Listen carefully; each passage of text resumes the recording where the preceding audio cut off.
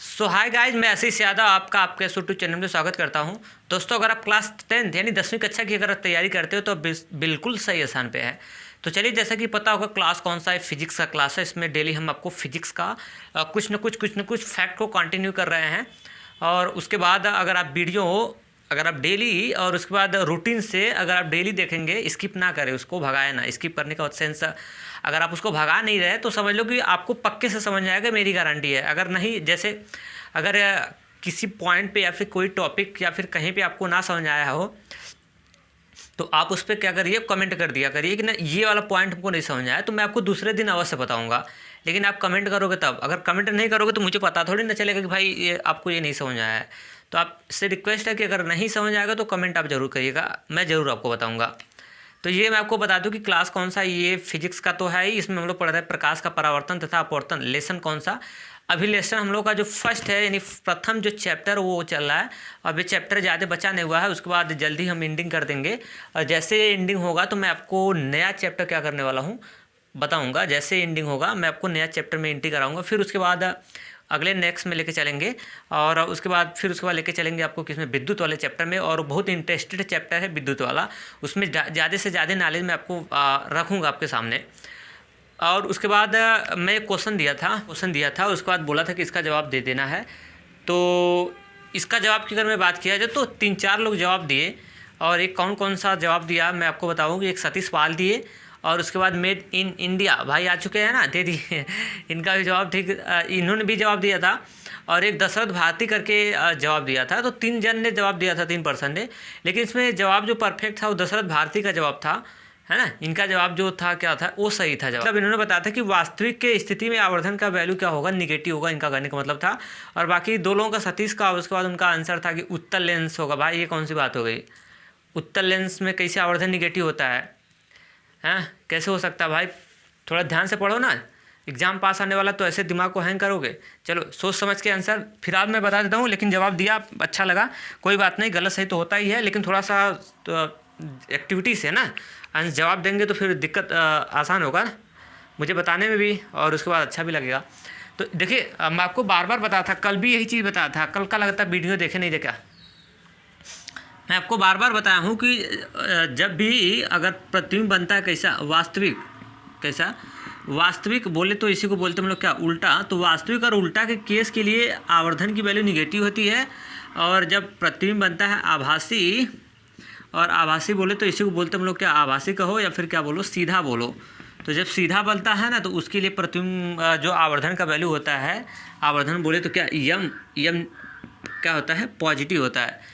तो ये 2 कंडीशन मैं आपको पहले भी बताया था, आप भी बताते रहा हूँ। और बात आपने उत्तल दर्पण की बात कर दिया। तो भाई बताओ, उत्तल दर्पण की अगर मैं बात करूँ तो यहाँ पे दर्पण का ध्रुव P होता है, यहाँ पे क्या होता है, C होता है। और इस तरह से पेंटिंग इसमें अंदर की ओर होती है। और अब यहाँ से आप क्या करते हैं, हम लोग ये ऐसे वस्तु रखते हैं। तो इसमें आप जानते हैं ना, इसमें बना हुआ जो प्रतिबिंब होता है वो कैसा बनता है, इस तरह से आप जब लाइट जाती है मुख्य अक्ष के समांतर, तो यहाँ पे आपका हो गया क्या, यफ लेंस से अपवर्तन के बाद इस तरह से, मैं दर्पण से अपवर्तन के बाद इस तरह से जब इसको बढ़ाते थे, याद आ रहा है कि नहीं। और फिर वक्रता किन से इस तरह से जब डालते थे तो इमेज इसका यहाँ पे इंटरसेक्शन करता था। तो उत्तल दर्पण में तो हमेशा जो प्रतिबिंब होता है वो कैसा बनता है, सीधा होता है। तो सीधे प्रतिबिंब के लिए आवर्धन का मान धनात्मक होता है। और उसके बाद जब उल्टा प्रतिबिंब बनता है, उल्टे प्रतिबिंब को बोले तो वास्तविक प्रतिबिंब के लिए यही आवर्धन का वैल्यू कैसा होता है, निगेटिव होता है। तो आज से कन्फ्यूजन ना होना, पेपर में नहीं होना चाहिए, नहीं तो फिर क्वेश्चन गलत करके आओगे। अगर सवाल दे दिया तो उसको भी गलत करके आओगे, अगर ऑब्जेक्टिव क्वेश्चन ऐसा बना तो उसको भी गलत करके आ जाओगे। ठीक है, तो फ्यूचर में कभी ऐसा गलती ना हो, इसलिए आप पूरे अच्छे से देखा करिए वीडियो को। तो चलिए आज हम क्या करते हैं, लेक्चर को कंटिन्यू करते हैं।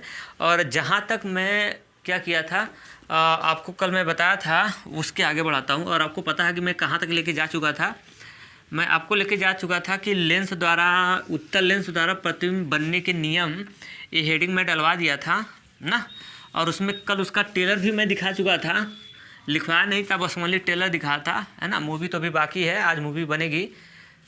तो वो टेलर दिखाया था ना, तो कैसे उसकी पैमाना को डिसाइड करते हैं, इन सब पैमाने के बारे में आपको अच्छे से कल जानकारी हुई होगी। आज मैं डायरेक्ट खींचने जा रहा हूँ।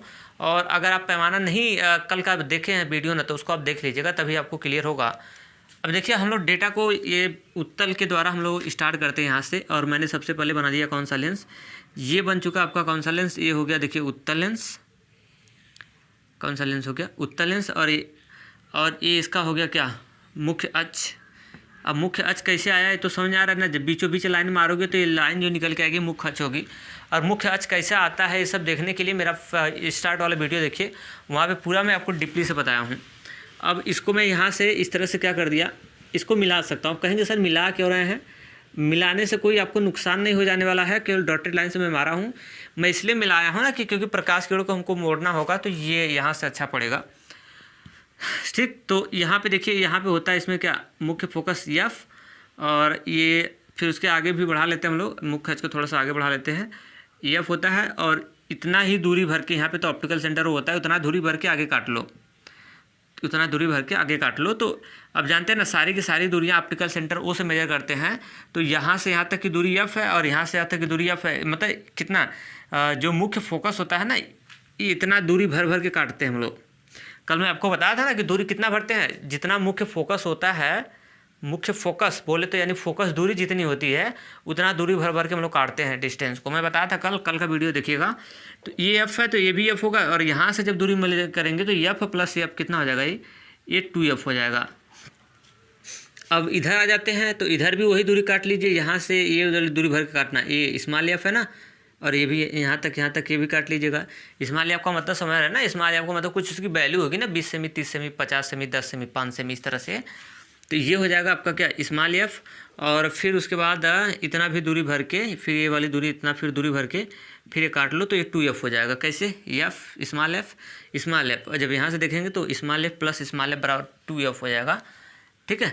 तो अब वस्तु चलते हैं, ये पहला कंडीशन, जब वस्तु कहाँ पे हो, पहली कंडीशन लोग देखते हैं। मैं आपको बता दूँ कितने कंडीशन होंगे इसमें, 6 कंडीशन। पहला कंडीशन, जब वस्तु कहाँ पे होगी, अनंत पे। जब वस्तु कहाँ पे हो, अनंत पे हो। तो मैं मान लेता हूँ यहीं पे अनंत है, मैं क्या मान लिया, वहीं पे अनंत है। एक कल मैं इसके सबके बारे में बताया था ना कि कैसे अनंत को डिसाइड करते हैं, कैसे किस हिसाब से हम लोग इसको हैंडल करते हैं, इन सब के बारे में कल मैं बताया था। और आज मैं थोड़ा स्पीड बढ़ा के कर रहा हूँ, है ना।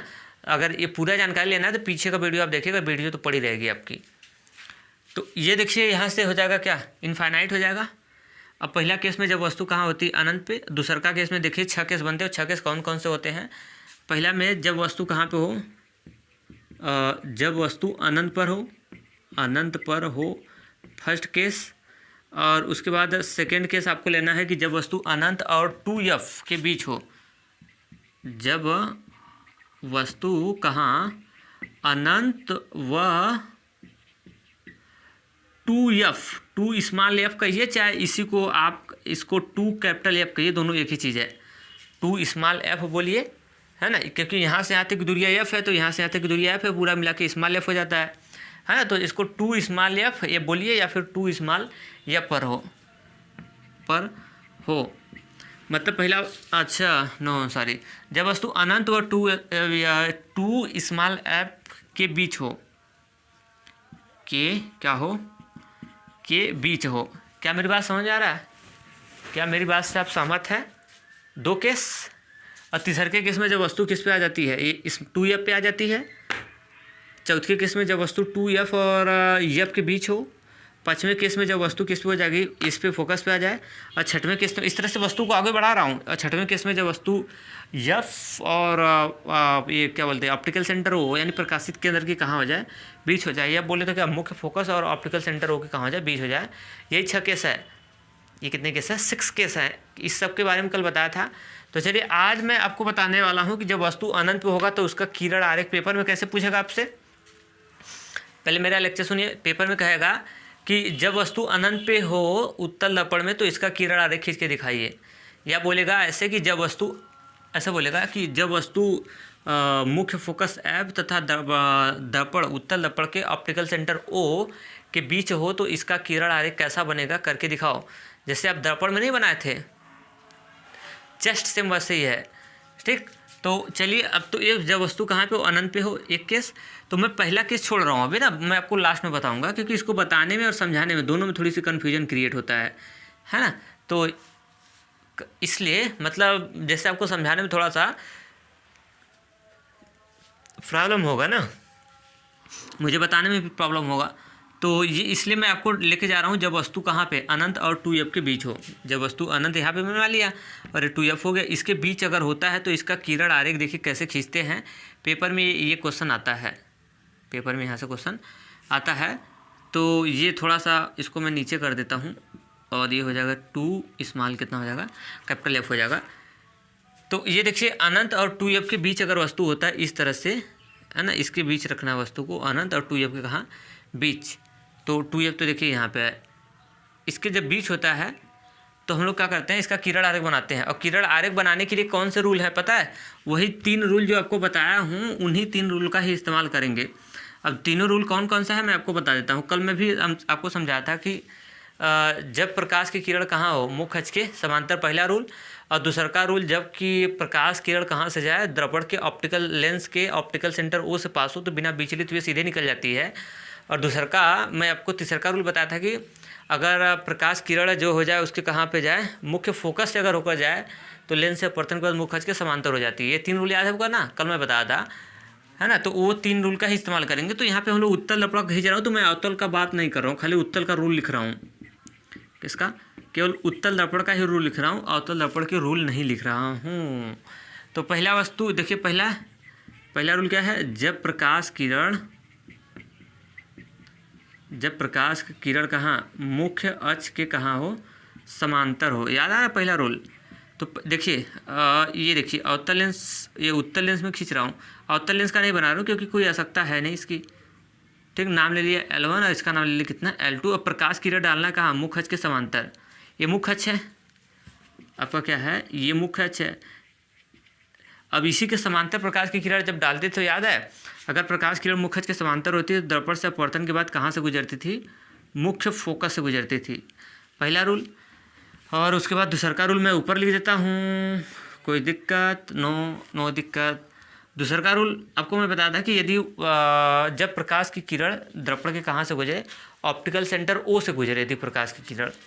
दूसरा रूल बताया था आपको कि जब कहाँ से प्रकाश की जो रे है, किरण है, वो कहाँ से हो, ओ से गुजरे। मैं 60 में नाम लिख रहा हूँ, रूल इसका तो बता चुका हूँ, तो समझदारों के लिए तो इशारा ही काफ़ी है।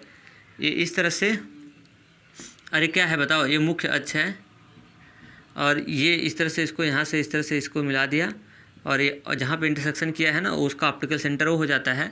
और ऑप्टिकल सेंटर वो अगर देखना है तो फिर पीछे का वीडियो देखिए। मैं जितना इसमें बता रहा हूँ ना, तो पीछे का अगर आप लेक्चर देखेंगे तो आपको अच्छे से क्लियर होगा। अब जैसे अब इसमें तो मैं पूरा फिर से बता नहीं सकता हूँ ना, तो क्योंकि अगर फिर से बताऊँगा तो वीडियो फिर आगे कैसे बढ़ेगा, है ना। तो अब अगला रूल देखिए, जब अगर प्रकाश किरण इसके ऑप्टिकल सेंटर से जब डालते हैं तो बिना विचलित हुए कैसे निकल जाती है, सीधे निकल जाती है। 2 रूल और एक तीसरा रूल है। तो तीसरे रूल का इस्तेमाल जब आएगा तो बताऊंगा, कोई इस्तेमाल नहीं है इनमें। 2 रूल, इन दोनों रूल को लगा के हम लोग क्या कर लेते हैं, प्रकाश किरण को क्या करते हैं, खींचते हैं। खींचेंगे तो 6 ठो केस उत्तल लेंस का और 1 ठो केस अवतल लेंस का, 6 के 6 हम लोग क्या कर लेते हैं, खींच लेते हैं यहाँ से। तो पहले अवतल का खींच रहा हूँ, तो इसमें से रूल लगा लीजिए, इसमें से क्या करिए, रूल लगाना स्टार्ट। तो पहला रूल लगा लीजिए, जब प्रकाश किरण मुख्य अक्ष के समांतर हो। अब वस्तु आपने रखा है अनंत और 2f के बीच में, तो खींचना स्टार्ट। पहला रूल, जब वस्तु मुख्य अक्ष के कहाँ हो, समांतर, जब प्रकाश की किरण कहाँ से जाए, मुख्य अक्ष के समांतर। तो देखिए ये वस्तु है, यहीं से हम लोग एक लाइन प्रकाश किरण ड्रा करते हैं, यहीं से हम लोग प्रकाश किरण ड्रा करते हैं और मुख्य अक्ष के कहाँ, समांतर। ये मुख्य अक्ष है और इसके है ना समांतर। समांतर का मतलब समझते हैं ना, ऐसे सीधा। समांतर का सेंस कैसे होता है, एकदम सीधा। ऐसा सिचुएशन होता है तो इसको हम लोग बोलते हैं क्या, पैरेलल। ऐसे समांतर को इसको बोलते हैं ना, सीधा। चीज़ समझा, चीज़ मेरे ख्याल से समझ आ गई होगी। तो अब बताओ ना, अगर ये प्रकाश की किरण जब मुख्य अक्ष के समांतर जाएगी तो दर्पण से अपवर्तन की लेंस है, लेंस से अपवर्तन के बाद कहाँ से गुजरेगी, मुख्य फोकस से गुजरेगी। मेन वाला फोकस ये है, ये मेन वाला फोकस नहीं है, क्योंकि इसको नाप के जब हम लोग काटे थे तो ये आया था, मेन ए है। मेरी बात समझ आ रहा है क्या, मेन ए है, ये तो इतना दूरी भर के काटा हूँ तो 2f निकला हुआ है। तो लेंस से अपवर्तन के बाद कहाँ से गुजरेगी, मुख्य फोकस से गुजरेगी। इस तरह से कहाँ से गुजरेगी, मुख्य फोकस से जाएगी। पहला रूल हो गया। अब उसके बाद अब एक और 2 रे लगा के खींचेंगे। कितने रे, 2 रे लगा के हम लोग क्या करेंगे, खींचेंगे। 2 रूल इसमें से लगा खींचेंगे, क्योंकि 2 रूल लगाएंगे तभी ना जो इमेज है एक दूसरे को क्या करेगा, काटेगा। जहाँ पे काटता है वहीं पे प्रतिबिंब बनता है। ये सब मैं बताया था ना आपको। तो दूसरा का रूल लगा लेते हैं कि जब प्रकाश की किरण से कहाँ से जाए, उसके ऑप्टिकल सेंटर ओ से जाए, ऑप्टिकल सेंटर ओ से। तो चलिए अब यहाँ से प्रकाश की किरण इसके ऑप्टिकल सेंटर ओ पे क्या करिए, ड्रा कर दीजिए। ये है इसका ऑप्टिकल सेंटर ओ, और दूसरा का रूल लगा के खींच रहा हूँ। अब प्रकाश की किरण इसके कहाँ से डालो, ऑप्टिकल सेंटर ओ से। लो गया ना ऑप्टिकल सेंटर ओ से। अब जानते हैं ना, अगर प्रकाश की किरण जब ऑप्टिकल सेंटर ओ से जाती है तो बिना विचलित हुए कहाँ निकल जाती है, ओ सीधे निकल जाती है, इस तरह से सीधा निकल जाएगी। आप कैसे बनाएंगे, आप कैसे बनाओगे साहब, पता है? आप बनाएंगे इसको स्केल से खींच के, पहले लेंस बनाएंगे, फिर दूरी नाप के स्केल से ऐसे सीधे खींचेंगे, फिर ऐसे टर्न कराएंगे, तो देखेंगे तो इस तरह से आपका भी क्या करेगा, इंटरसेक्शन करेगा। तो कहाँ इंटरसेक्शन किया, यहाँ पे इंटरसेक्शन कर दिया। कहाँ पे इंटरसेक्शन कर दिया, ए यहाँ पे इंटरसेक्शन कर दिया। और वो वाला पॉइंट कहाँ है, ये आ रहा है, इंटरसेक्शन किया है एफ और 2F के कहाँ, बीच, एफ और 2F के कहाँ, बीच। ठीक, अब इसका नाम पहले वस्तु का रख लो, ओ और ओ डैश, मैंने वस्तु का नाम लिया। ओ क्यों लिया हूँ, क्योंकि ओ फॉर क्या होता है, ऑब्जेक्ट, और ऑब्जेक्ट का मतलब होता है वस्तु ना, तो इसलिए ओ ले लिया। तो अब यहाँ पे जहाँ पे दोनों जो रूल लगा के अपने जब दोनों रेखाएं खींचा है ना, इस तरह से दो रूल लगाया है, तो ये दोनों रूल का जो रेखाएं निकली वो दोनों एक दूसरे को किस वाले पॉइंट पे इंटरसेक्शन कर रहे हैं, जिस वाले पॉइंट पे इंटरसेक्शन करते हैं वहीं से मुख्य पे क्या डालते हैं, लंब। लंब डालने के बाद जो लंबाई निकल के आएगी, लंब डालोगे तो जो लंबाई निकल के आएगी, ये लंबाई क्या कहलाती है, प्रतिबिंब बनती है। किसकी प्रतिबिंब बनेगी, इस वस्तु की प्रतिबिंब बनेगी। हर वस्तु की अपनी अपनी प्रतिबिंब होती है ना, जैसे मैं खड़ा हूँ तो मेरा भी देखिए, मेरे हाथ का पीछे प्रतिबिंब बन रहा है कि नहीं, दिख रहा है नहीं, मेरे हैंड का भी पीछे प्रतिबिंब बन रहा है। तो उसी तरह जब भी कोई वस्तु रखेंगे तो उसका प्रतिबिंब बनेगा, इमेज आएगा। लाइट अगर उसके ऊपर ड्रा करेंगे तो इमेज बनेगा। तो ये इंटरसेक्शन यहाँ पे किया है, जहाँ पे इंटरसेक्शन करता है वहीं से मुख्य अक्ष पे क्या डालते हैं, लंब। तो ये मुख्य अक्ष है, तो यहीं से इस पे मुख्य अक्ष पे क्या कर देते हैं, लंब डाल देते हैं, इस तरह से डाल लिया। और ये कितना डिग्री कोण हो गया, 90 डिग्री का हो गया। अब इसका कुछ नाम ले लो, ये जो रेखाखंड निकल के आया है अपने मन से कुछ ले लो। मैं तो आई और ले रहा हूँ और आई डैश ले रहा हूँ। अब कहोगे सर आई और डैश क्यों, आई और आई डैश क्यों लिया, आई के अलावा क्या दूसरा नाम नहीं ले सकता हूँ? जी बिल्कुल आप ले सकते हैं, आई ले लो चाहे अदर नाम ले लो, गलत नहीं होने वाला है ना। आई ले लो चाहे अदर नाम ले लेंगे तो गलत नहीं होने वाला है। और आई क्यों लिया, क्योंकि आई फॉर होता है इमेज, इमेज का मतलब क्या होता है, प्रतिबिंब, तो इसलिए मैंने आई ले लिया, उससे गलत नहीं होने वाला कुछ। तो यहाँ से हो जाएगा आई, उसके बाद हो जाएगा कितना, आई डैश, लंब डाल लिया। लंब डालने के बाद अब हम लोग क्या करते हैं, इस पर एरो लगाते हैं, और ये मुख्य हाथ से इमेज नीचे बना है तो ये ऐसे इसका टॉप ऐसे एरो नीचे हो जाएगा आपको। तो ये वस्तु ऑब्जेक्ट देखिए, ये ऑब्जेक्ट ऐसा सीधा है और उसका इमेज जो बना हुआ कैसा है, नीचे बना हुआ, मतलब उल्टा बना हुआ, दिख नहीं रहा है आपको, देखिए ये इस तरह से बना हुआ है। ऑब्जेक्ट है सीधा और उसका इमेज कैसा रहा, उल्टा बना हुआ है। और उसके बाद ये इमेज जो बना हुआ है, थोड़ा सा केयर करेंगे तो देखिए कहाँ बना है, किसके बीच बना हुआ है। दर्पण के थ्रू बोलते हैं, वो क्या बोलते हैं, मुख्य फोकस ऐप तथा 2F के कहाँ बना हुआ है, बीच बना हुआ है। और एक कैसा बना हुआ है, छोटा बना हुआ है, यानी इमेज कैसा है, ये तो ही बना हुआ इमेज छोटा है, और उसके बाद F वह कहाँ, 2F के बीच बन रहा है, कहाँ आ रहा है, F और 2F के कहाँ आ रहा है, बीच आ रहा है। तो देखिए ये केस हो गया यहाँ से। तो इसको लिखेंगे कैसे, इसको ऐसे लिखते हैं कि जब वस्तु कहाँ होती है, अनंत और 2F के बीच होता है। जब वस्तु अनंत और 2F के कहाँ हो, बीच हो, तो इसके द्वारा जो बना हुआ जो प्रतिबिंब होगा, इसके द्वारा बना हुआ जो प्रतिबिंब होगा वह वास्तविक उल्टा, क्योंकि उल्टे प्रतिबिंब को हम लोग कौन सा नाम देते हैं, मैं आपको बताया हूँ कि अगर प्रतिबिंब होगा कैसा, उल्टा, तो उल्टे प्रतिबिंब को एक और नाम देते हैं हम लोग, क्या, वास्तविक। कौन सा नाम देते हैं, वास्तविक। तो ये लिखेंगे कि जब वस्तु कहाँ पे होता है, अनंत और 2F के बीच होता है, तो इसके द्वारा जो बना हुआ जो प्रतिबिंब होता है वो वास्तविक, उल्टा तथा आकार में वस्तु से छोटा बनता है। जबकि यह बना हुआ जो प्रतिबिंब होता है F और 2F के कहाँ बनता है, बीच बनता है। ऐसे कहिए चाहे ऐसे कहिए कि जब वस्तु कहाँ पे, अनंत और 2F के कहाँ होता है, बीच होता है, तो इसके द्वारा जो बना हुआ प्रतिबिंब होता है वह F और 2F के कहाँ बनता है, बीच बनता है। जबकि यह बना हुआ जो प्रतिबिंब होता है वास्तविक, उल्टा तथा आकार में वस्तु से कैसा होता है, छोटा होता है। तो बस इतना फैक्ट आपको याद रखना होगा कि अगर उल्टा बनेगा तो मैं वास्तविक और उल्टा बोलूँगा, और उसके बाद देखना कि किसके किसके बीच बन रहा है। तो मेरे ख्याल से ये कंडीशन आपको अच्छे से समझ में आ चुका होगा। तो चलिए मैं आपको अब अगला कंडीशन बताता हूँ। लिखना नहीं है अभी, कल जब आज कल समझा रहा हूँ, हो जाएगा तो मैं लिखवा दूंगा एक दिन, ठीक है। तो ये हो गया। अब वस्तु कहाँ चली जाएगी, अब अनंत और 2f के बीच में थी इसके पहले, अभी आगे खिसकेगी, और आगे खिसकेगी तो कहाँ पहुँचेगी, 2f पे। जब आगे खिसकेगी तो कहाँ जाएगी, 2f पे। तो ये दूसरा का केस हो जाएगा, इसका अगला केस हो जाएगा, यानी मिला के यानी तीसरे के नंबर का केस बनने वाला है इस बार। तो ये वाला केस देखिए, अब मैं अगला बताने वाला हूँ। ये तीसरा का नंबर का केस होगा, पहला तो बताया नहीं, दूसरा का बताया हूँ, और ये तीसरा का हो जाएगा। ये हो जाएगा जब वस्तु, ध्यान देखना, जब वस्तु 2-f पर हो, जब वस्तु 2-f पे क्या हो। तो चलिए देखिए मैं बना लेता हूँ फिर से। अब ये हो गया आपका कौन सा, उत्तल लेंस, और ये इस तरह से मुख्य अक्ष खींच दिया, और ये इसका ऑप्टिकल सेंटर हो गया। अब यहाँ से यहाँ तक दूरी f, और यहाँ से यहाँ तक ये दूरी सेम लेके काट लेना। ये कितना हो जाएगा, ये 2f हो जाएगा, और इधर लेना वही दूरी भर लेना इधर भी। तो यहाँ से हो जाएगा क्या, f, और उसके बाद इतना भी दूरी इधर भी भर लेना, ठीक है। मुख्य अक्ष पे जो दूरी काटते हैं ना, वो सारी की सारी दूरियाँ क्या करते हैं, सेम लेके हम लोग क्या करते हैं, काटते हैं, ठीक। तो यहाँ से यहाँ तक आपका कितना हो जाएगा, ये f है तो ये भी f हो जाएगा, लेकिन पूरा यहाँ से जब देखेंगे तो हो जाएगा कितना, 2f। नाम चेंज कर दो थोड़ा सा, डैश नाम चेंज कर दो ताकि बोलने में आसानी हो।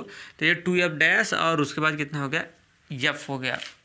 जैसे f है ना, यहाँ से यहाँ तक स्मॉल f, यहाँ से यहाँ तक स्मॉल f, पूरा मिला देंगे तो 2f हो जाएगा।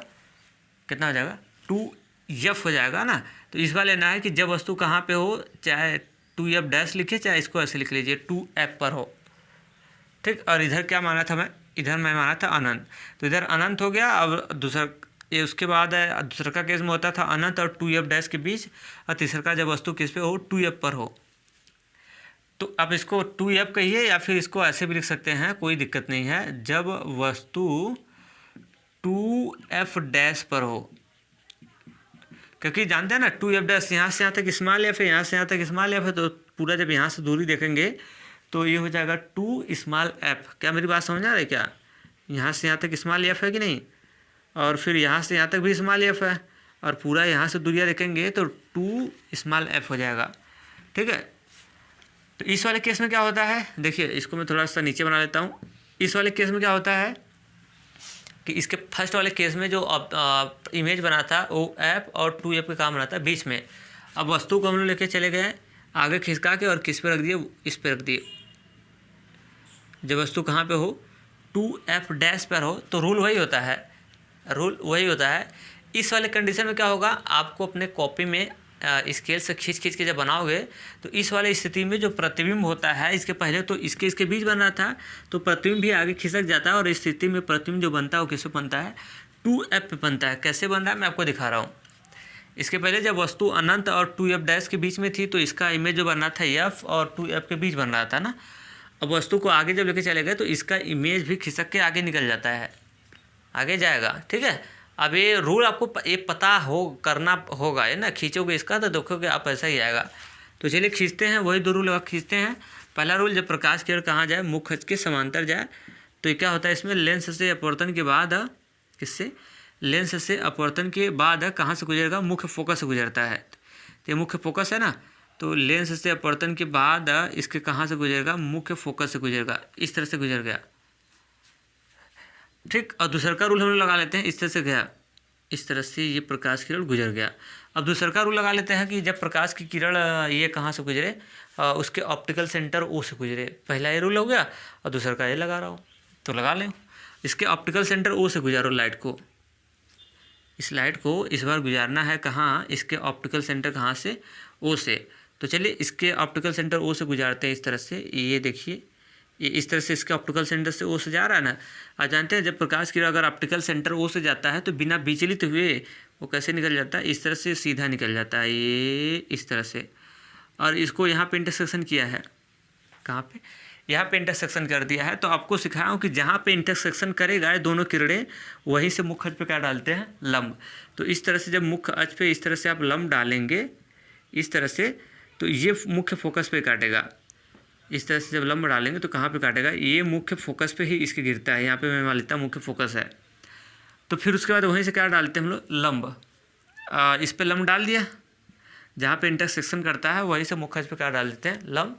और उसके बाद इसमें एरो का डिसाइड करते हैं। तो एरो कहाँ लगेगा इसका, ये मुख्य अक्ष आपका हो गया, बढ़ा सकते हैं आप इसको, क्या हो गया ये मुख्य अक्ष हो गया। तो इसका एरो कहाँ जाएगा, नीचे। क्यों, क्योंकि ये जो इमेज है वो कट कहाँ रहा है, ये देखिए इमेज जो कट कर रहा है मुख्य से कहाँ आ रहा है, नीचे आ रहा है ना। कहाँ इंटरसेक्शन कर दिया, मुख्य से नीचे, तो इसका एरो इस तरह से होगा, नीचे, इस तरह से, इस तरह से ऐसे का होगा, नीचे होगा। तो इस वाले कंडीशन में क्या होता है, अब ये सब कंडीशन आपको याद करना होगा कि भाई किस वाले कंडीशन में कैसा सिचुएशन, कैसी इमेज बनती है। तो लिखेंगे जब वस्तु, अब नाम लिख सकते हैं, वस्तु का नाम ले लिया मैंने, ले लिया ओ डैश, और इसका ले लिया आई, और क्या ले लिया, आई डैश। इसका, इस वाले का ये जो ऐसे बना हुआ है ना, इसका नाम ले लिया आई, इसका ले लिया आई डैश, और इस वाले वस्तु का मैंने नाम लिया ओ, और उसके बाद ओ डैश।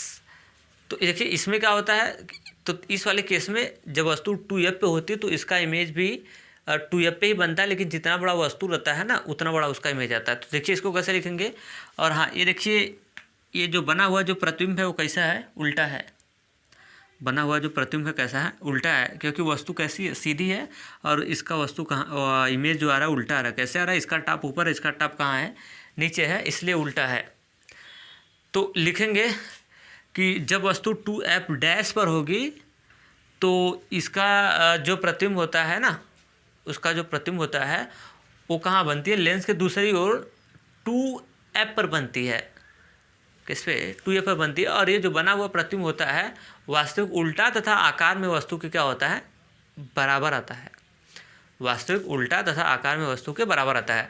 आप भी अपने घर पे जाइएगा, ये डिस्टेंस नाप के अब इंची से इसको काट के ऐसे खींचेंगे तो ये देखेंगे यहीं पे काटेगा, यहीं पे काटेगा। अगर बाई चांस जैसे आपका नहीं कट रहा है ना, तो आपको इस पे ही काटेगा, आपका गलत हो रहा है समझ लो कि तब आपको बनाने नहीं आ रहा है। इसको बना के देखना, यहीं पे इंटरसेक्शन क्या करेगा, ये काटते हैं इस तरह से। तो आज मैं 2 कंडीशन आपको बना दिया। इसको देखो लिखेंगे कैसे, इसको लिखेंगे जब एग्जाम में ऐसे जब पूछेगा तो ऐसे बना देंगे। ऐसे बनाने के बाद लिखेंगे कि जब वस्तु किस पे हो, 2F डैश पर होता है तो इसका जो बना हुआ प्रतिबिंब होता है लेंस के दूसरी ओर 2F पर ही बनता है। कहाँ, 2F पे बनता है।